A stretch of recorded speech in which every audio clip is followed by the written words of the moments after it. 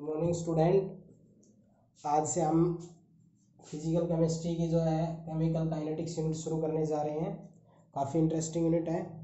इसका किसी भी पीछे की किसी भी यूनिट से कोई कनेक्शन है नहीं। यहाँ बिल्कुल न्यू कॉन्सेप्ट से यूनिट स्टार्ट होगी, आप इसको ध्यान से समझें। तो सबसे पहले हम आपको यही बताएंगे कि केमिकल काइनेटिक्स क्या होता है। ये होता है the branch of physical chemistry which deals with the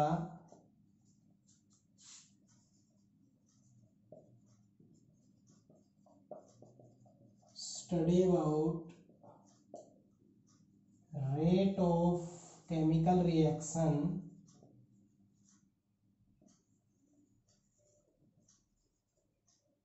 and their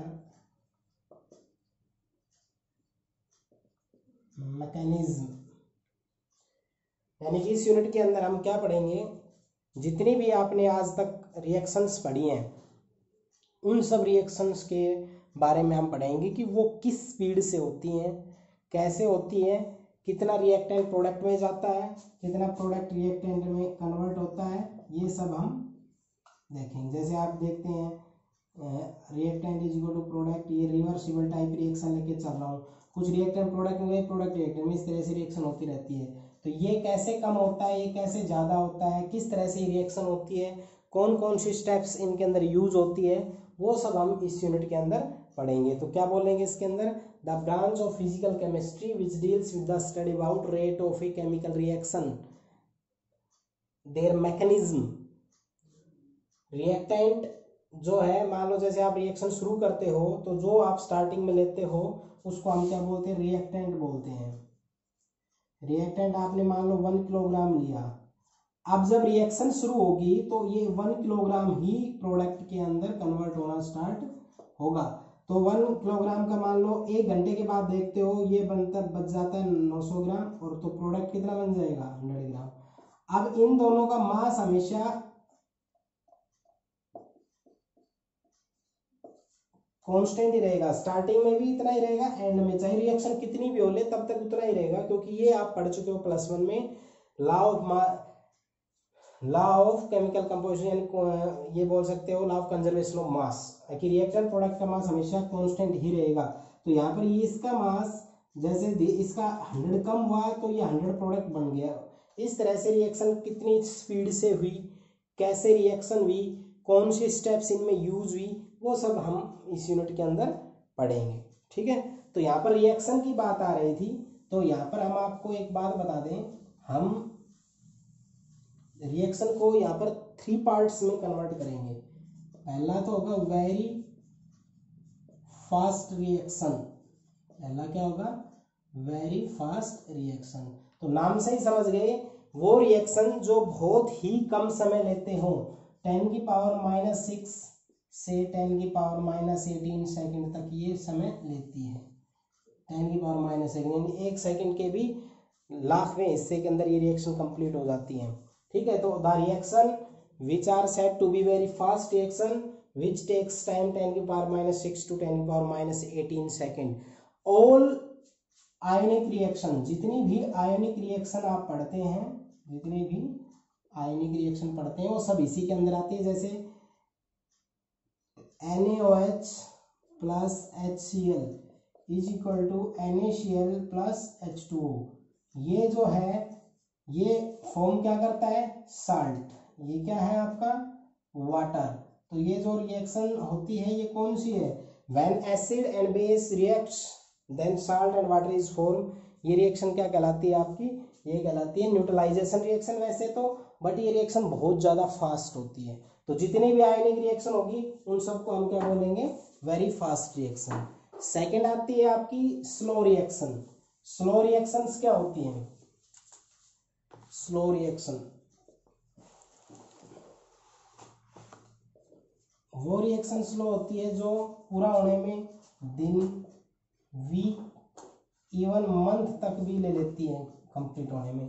the reaction which takes maximum time to complete, या which takes a day, week, month, even घंटे में भी कह सकते हैं। जैसे आपके पास रस्टिंग होता है, रस्टिंग जो प्रोसेस है वो सप्ताह महीने तक लग जाती है। तो रस्टिंग जो होता है, जंग लगना किसी भी मेटल के, वो आपका क्या होता है, वो स्लो रिएक्शन होता है। तो रस्टिंग ऑफ आयरन इसका एग्जांपल हो सकता है। हम जो रेस्पिरेशन होता है ये भी हमारा इसी का ही एक प्रकार का एग्जांपल है। तो रिएक्शन फास्ट हो गई और एक रिएक्शन क्या हो गई, स्लो हो गई। तीसरी रिएक्शन हम इन दोनों के मिडल की ले लेते हैं, जिसको हम बोलते हैं इंटरमीडिएट। Intermediate reaction. इंटरमीडिएट क्या होता है, जैसे अपने पास C12H22O11 plus H2O is equal to C6H12O6 C6H12O6, glucose और फ्रक्टोज में आपका कन्वर्ट हो गया। तो ये रिएक्शन जो है ना वो इंटरमीडिएट है। तो आप इंटरमीडिएट क्या कहोगे, जो वेरी फास्ट रिएक्शन है उससे कम समय ले और स्लो रिएक्शन से उससे ज़्यादा टाइम ले, और स्लो रिएक्शन जो है उससे कम समय ले, यानी दोनों के बीच का समय अगर लगता है तो उसको हम इंटरमीडिएट कहते हैं। जो अपने पास कैन शुगर था उसका इन्वर्जन इसका एग्जाम्पल है। ये आप मैं पहले भी बता चुका हूँ, कैन शुगर का इन्वर्जन, इसका इन्वर्जन H2O के साथ जब करेंगे एसिड रिप्रेजेंट्स में तो क्या होता है, ये C6H12O6 C6H12O6 के अंदर ये चला जाता है। तो ये तीन तरह की रिएक्शंस आई। तो पहले तो हमने आपको बताया था केमिकल काइनेटिक्स क्या होता है, वो ब्रांच फिजिकल केमिस्ट्री का, जिसमें हम रिएक्शन की स्पीड के बारे में पढ़ेंगे, रिएक्शन के मैकेनिज्म के बारे में पढ़ेंगे। तीन टाइप की रिएक्शन बताई, वो नाम से ही क्लियर है, slow reaction, fast reaction, intermediate. ठीक है, आयनिक रिएक्शन होगी आपकी वेरी फास्ट, स्लो रिएक्शन होगी रस्टिंग, और आपके पास इंटरमीडिएट आपके इन्वर्जन ऑफ कैन शुगर, जो मैंने एग्जांपल दिया है। इनके करने के बाद अब हमारा जो स्टार्ट होता है वो होता है रेट ऑफ रिएक्शन। क्या होता है रेट ऑफ रिएक्शन, हिंदी में इसको कहते हैं, रिएक्शन का मतलब होता है अभिक्रिया और रेट का मतलब दर, मतलब रेट ऑफ रिएक्शन मतलब रिएक्शन किस तरह से आपकी होती है। तो इसको क्या लिखेंगे, it may be defined as the change in concentration of reactant or product, या decrease in concentration of reactant with time, या ये कह सकते हैं increase in concentration of product with time. ये तीन बातें आपको ध्यान से करनी है। एक रिएक्टेंट है, एक रिएक्शन है, उसके अंदर ये रिएक्टेंट है, ये प्रोडक्ट है। तो रिएक्शन क्या होती है इसको बाद में करना है। ये रिएक्टेंट जो भी है, मान लो ये शुरुआत में आपका 1000 ग्राम था, जब था ये जब रिएक्शन शुरू नहीं हुई थी। जैसे ही रिएक्शन शुरू हुई, रिएक्शन जब ये कब था, जब टाइम 0 था। अब रिएक्शन प्रोसीड हुई, यानी कि 5 मिनट के 5 सेकंड बाद देखा आपने, रिएक्टेंट 900 ग्राम बच गया, तो प्रोडक्ट कितना हो गया 100 ग्राम। तो आप एक इससे देखो, शुरुआत में हमारे पास 1000 था, इस 1000 को आप इनिशियल बोलोगे, क्या बोलोगे, इनिशियल कंसंट्रेशन। आप जब टाइम 0 था, टाइम 0 का मतलब केमिकल काइनेटिक्स में होता है रिएक्शन शुरू नहीं हुई है हमारी। जैसे रिएक्शन प्रोसीड होती है, मींस आफ्टर 5 सेकेंड, ये आपका 1000 है, ये 900 ग्राम बच गया, मतलब ये क्या था रिएक्टेंट, और 900 1000 से कम है, इसका मतलब ये क्या हो गया डिक्रीज। तो डिक्रीज क्या हुआ, रिएक्टेंट का कंसंट्रेशन। यहाँ ये पहले कितना था, ये 0 ग्राम था, टाइम 5 सेकंड के बाद कितना हो गया 100 ग्राम हो गया। इसका मतलब ये 0 था, 100 हो गया ठीक 5 सेकंड के बाद में, तो इसका मतलब ये क्या हुआ इंक्रीज। ये सब यानी कि इसका डिक्रीज होना, इसका इंक्रीज होना किसके हिसाब से चल रहा है, टाइम के हिसाब से। तो टाइम के हिसाब से रिएक्टेंट का डिक्रीज होना, टाइम के हिसाब से प्रोडक्ट का इंक्रीज होना ही हमारे रेट ऑफ रिएक्शन कहलाता है। तो क्या बोला, डिक्रीज इन कंसंट्रेशन, ये कंसंट्रेशन था ऑफ रिएक्टेंट, रिएक्टेंट का कंसंट्रेशन डिक्रीज होना टाइम के हिसाब से, उसको क्या कहते हैं रेट ऑफ रिएक्शन।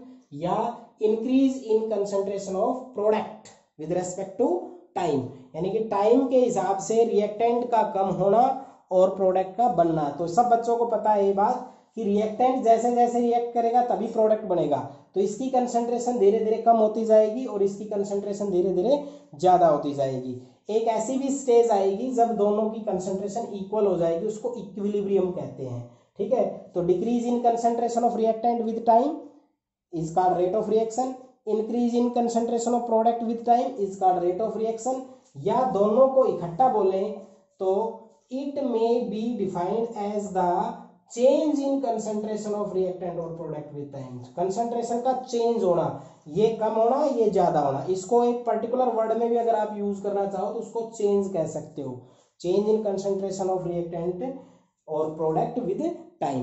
अब रिएक्टेंट प्रोडक्ट दो हैं, रिएक्टेंट है और प्रोडक्ट है, तो ये बात याद रखना, ये हमेशा क्या होगा डिक्रीज, ये हमेशा क्या होगा इंक्रीज, और दोनों किसके हिसाब से चेंज होंगे टाइम के हिसाब से। कोई भी रिएक्शन प्रोसीड जो होती है वो टाइम के अनुसार ही होती है, तो हम हमेशा किसके रेस्पेक्ट में लेंगे विद टाइम। तो change in concentration of reactant और प्रोडक्ट, या आप कह सकते हो इंक्रीज और decrease in concentration of product और reactant is called rate of reaction. अब आप इनको रिप्रेजेंट कैसे करेंगे, इनको रिप्रेजेंट करेंगे, मान लो reactant is equal to product है, तो रेट ऑफ रिएक्शन ऐसे होगी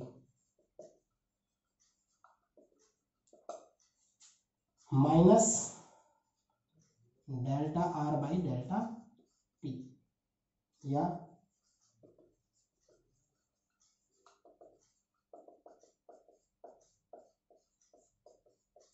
delta P by delta T.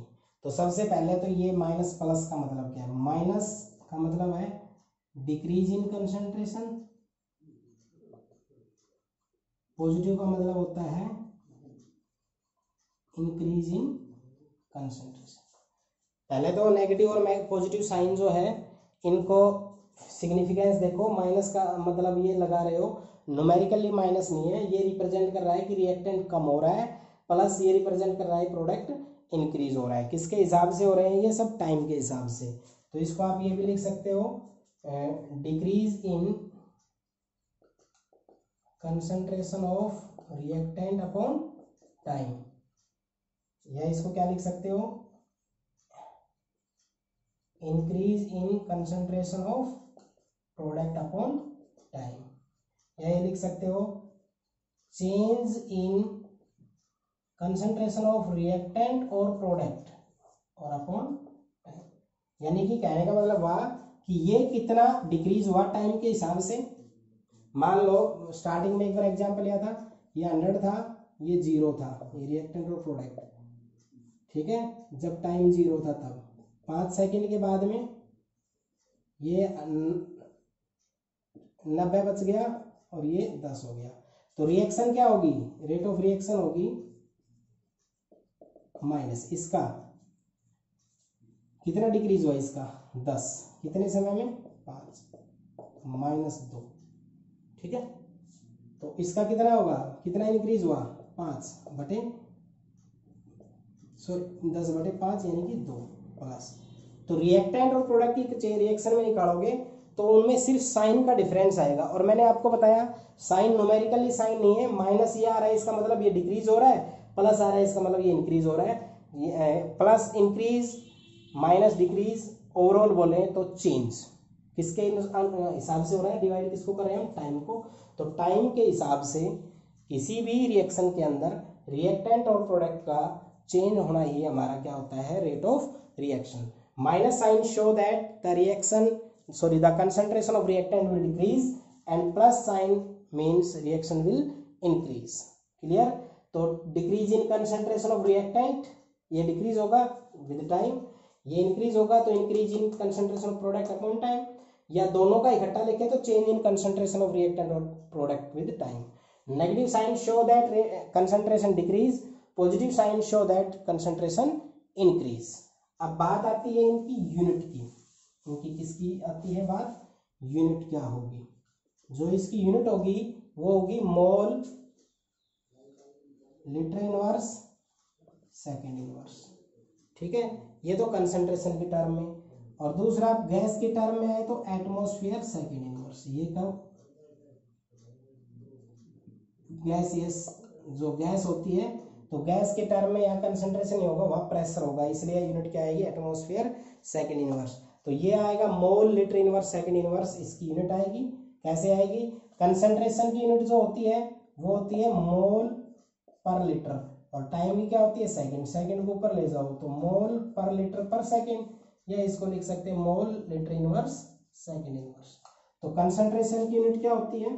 Concentration की यूनिट होती है मोल पर लीटर, और टाइम की यूनिट क्या होती है सेकंड। सेकंड को ऊपर लेके जाओगे तो सेकंड इनवर्स, तो यूनिट क्या हो जाएगी mole litre inverse second inverse.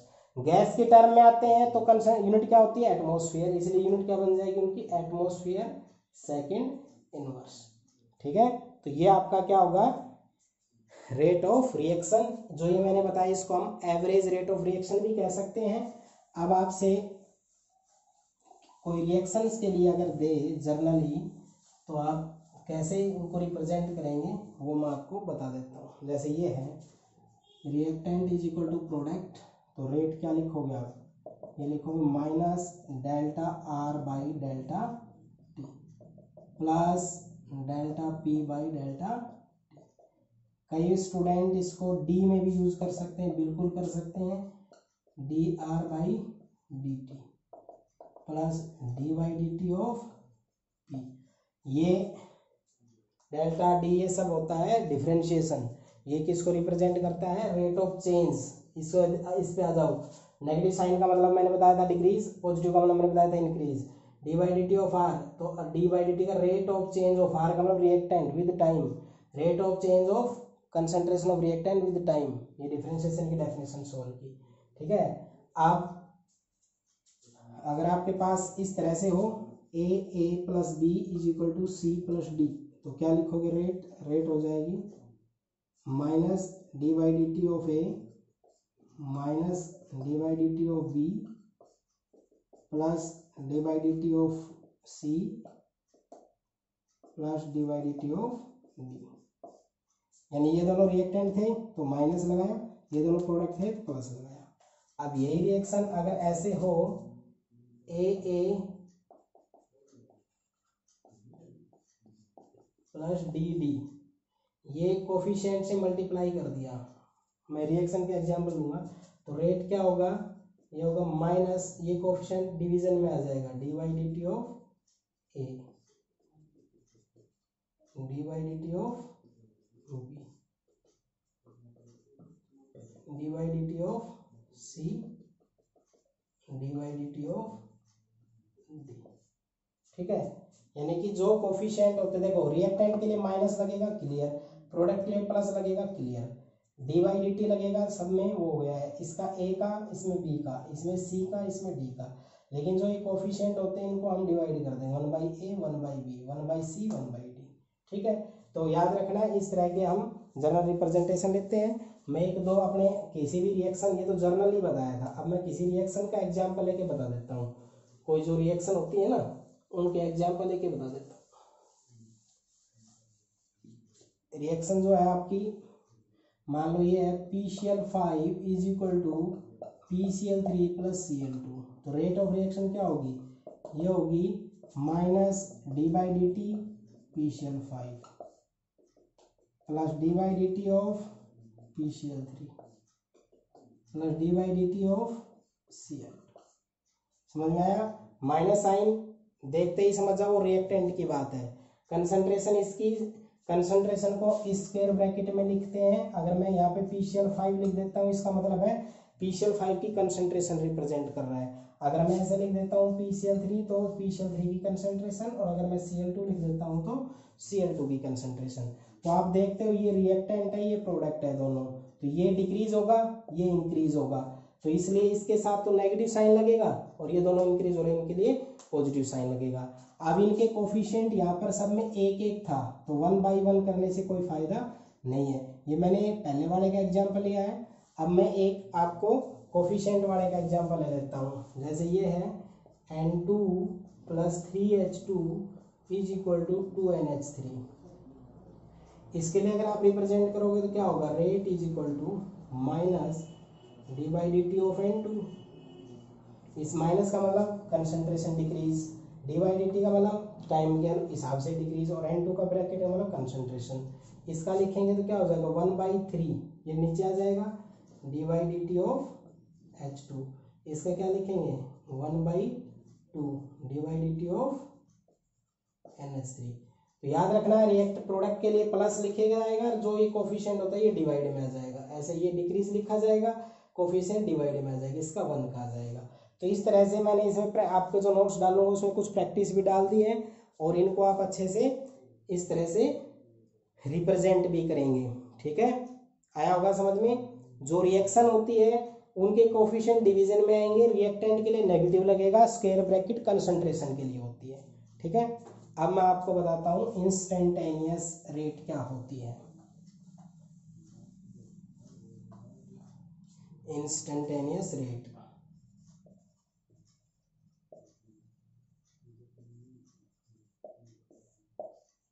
Instantaneous rate क्या होती है, it is defined as the rate of reaction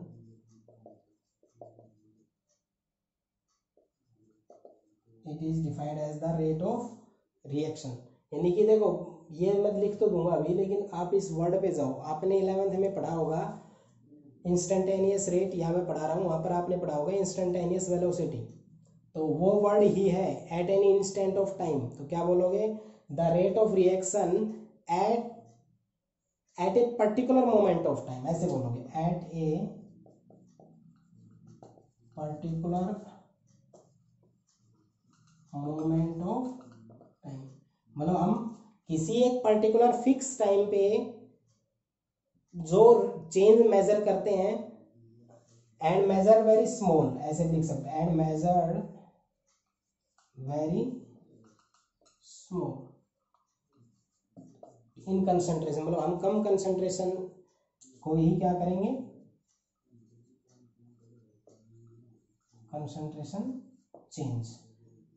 ठीक है, और टाइम क्या रहेगा, टाइम लगभग रहेगा 0 ऐसे। तो रेट क्या हो जाएगी, रेट हो जाएगी, मान लीजिए लिख रहे हो minus D by D T of R. मान लो आप रिएक्टेंट से प्रोडक्ट में जा रहे हो, तो जो डी टी है ना, ये अप्रोच करेगा 0 को।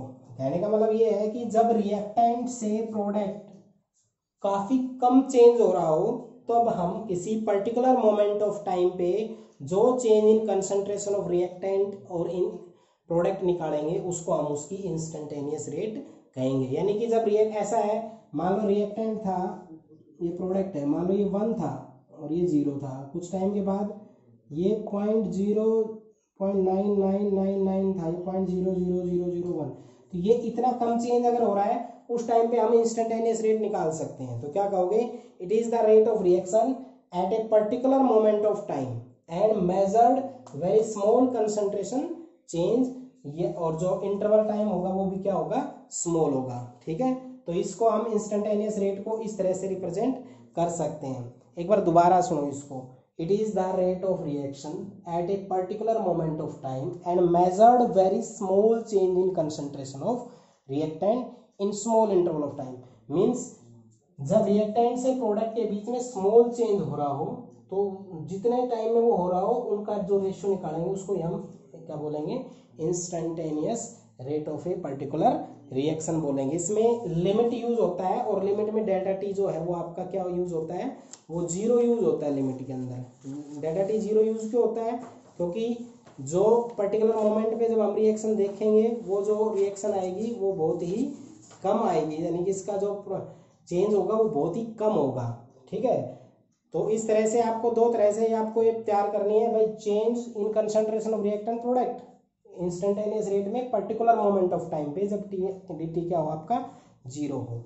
अब आप एक पॉइंट और उठा सकते हैं, जैसे आपके पास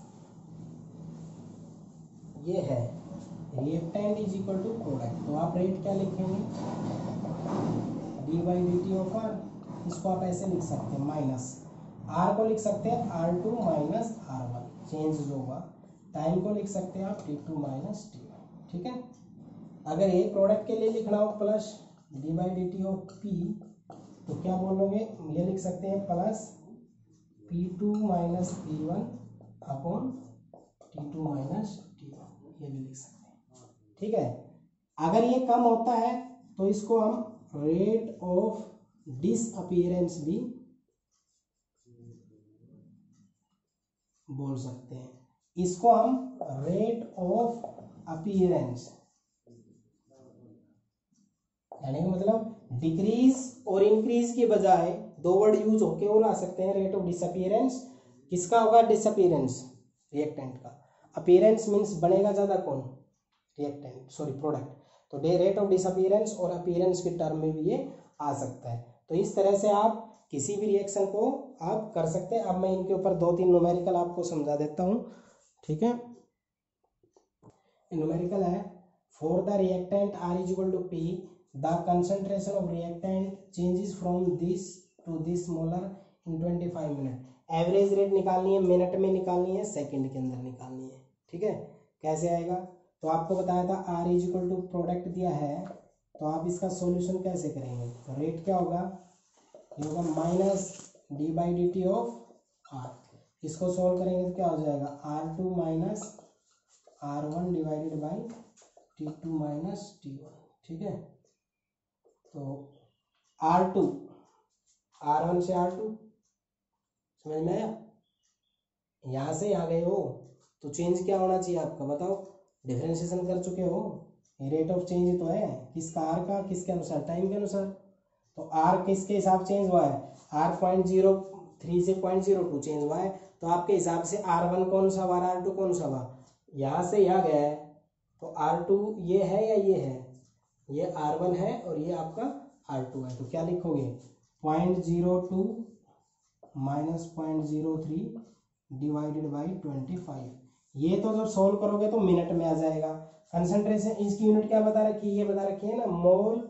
जो भी सॉल्यूशन आए ना वो लिख देना मोल पर लीटर, और जो ये टाइम मिनट में है तो पर मिनट हो जाएगा। अब मिनट को सेकंड में बदल दो तो क्या हो जाएगा? माइनस 0.0203 25, और इसको कितने से गुणा कर दोगे? 60 से। तो जब ये सॉल्यूशन होके आएगा क्या आ जाएगा? मोल पर लीटर पर सेकेंड। ठीक है, मिनट और सेकंड दोनों में पूछी थी, तो कुछ भी नहीं है न्यूमेरिकल में। चेंज कहाँ से कहाँ तक हो रहा है वो देखो। तो इसको R को आप ऐसे लिख सकते हो, प्रोडक्ट की बात करता तो यहाँ पर क्या आ जाता? ये हो जाता plus P2 minus P1 divided by, ये एक्चुअल में T2 माइनस T1 है। तो टाइम तो हमेशा 0 से काउंट होगा, तो इनिशियल टाइम तो 0 होता है, फाइनल 25 होगा। तो 25 में से 0 सब्ट्रैक्ट होगा तो 25 ही आएगा, तो वो आप लिखने की जरूरत भी नहीं है। तो इस तरह से आप इनको पुटअप करके इनकी वैल्यू को आप कैलकुलेट कर सकते हो। ठीक है, यहाँ तक आपको ये करना है। और मैं अब नेक्स्ट न्यूमेरिकल आपको करवा देता हूँ। सेकंड न्यूमेरिकल है in reaction 2A is equal to product. ये दिया है, चेंज होता है यहाँ से यहाँ तक और 10 मिनट में। तो इसको कैसे लिखेंगे? रेट लिखेंगे -1/2 D by D T of A. इसको क्या लिख सकते हैं? -1/2। जो डी बाई डी टी, देखो 1/2 क्यों आया, माइनस क्यों आया? क्योंकि डिक्रीज हो रहा है। 1/2 क्यों आया? क्योंकि इसका कोफिशिएंट कितना है? 2 है। तो इसको आप इसको लिखना चाहोगे तो क्या लिख सकते हो? इसको ऐसे लिखेंगे ना हम, A2 minus A1 upon T. तो ये क्या हो जाएगा? इसको हम करेंगे -1/2, तो इसको क्या करें? A2 यहाँ से यहाँ, तो ये क्या हो जाएगा? 0.4 माइनस 0.5 डिवाइडेड बाई 10। इसको सोल्व आउट करेंगे तो हमारे पास क्या आ जाएगी? रेट आ जाएगी। ठीक है, तो कहने का मतलब क्या हुआ? जब इसको करते हैं 2A is equal to product, तो हम इसको -1/2 डिवाइडेड लिख देंगे। ए अब डिक्रीज कैसे हो रहा है? यहाँ से यहाँ, तो इसमें से इसको सब्ट्रैक्ट कर देंगे डिवाइड बाई टाइम। ये मिनट में आ जाएगी यूनिट, क्या आ जाएगी? Mole litre inverse minute inverse. ठीक है, और दूसरे में क्या हो जाएगा? Mole litre inverse second inverse. तो क्या करोगे? 10 मिनट का सेकंड बढ़ा दोगे 60 से मल्टीप्लाई करके। जो मैं क्वेश्चन करवा रहा हूँ ये आपके इंडेक्स के एज इट इज हैं। ठीक है, तो ये आपको अच्छे से तैयार करने हैं। ये आपका रेट ऑफ रिएक्शंस क्या होती है, उनके जो भी टॉपिक है वो मैंने बताए हैं। नेक्स्ट जो आएगा उसमें ये जो रेट ऑफ रिएक्शन होती है ये किस तरह से अफेक्ट होती है, टेम्परेचर, प्रेशर इनका, या रेट ऑफ रिएक्शन के ऊपर उनके क्या क्या अफेक्शन होंगे, टेम्परेचर का, प्रेशर का, कंसंट्रेशन का, वो सब हम आपको नेक्स्ट वीडियो के अंदर बताएंगे। साथ साथ जो टॉपिक मैं बताता हूँ उनके न्यूमेरिकली मैं साथ साथ करवाता हूँ, आप उनको अच्छे से करें 1 से 3 तक, और इंटेक्स के न्यूमेरिकल जिसमें 2 मैंने करवा दिए, तीसरा आप कर लोगे। और एक आपका जो है वो रिएक्शंस लिखी हुई होंगी, उनके लिए रिएक्शन कैसे आप एक्सप्लेन करेंगे, तो ये टॉपिक आपको अच्छे से करना है। Thank you.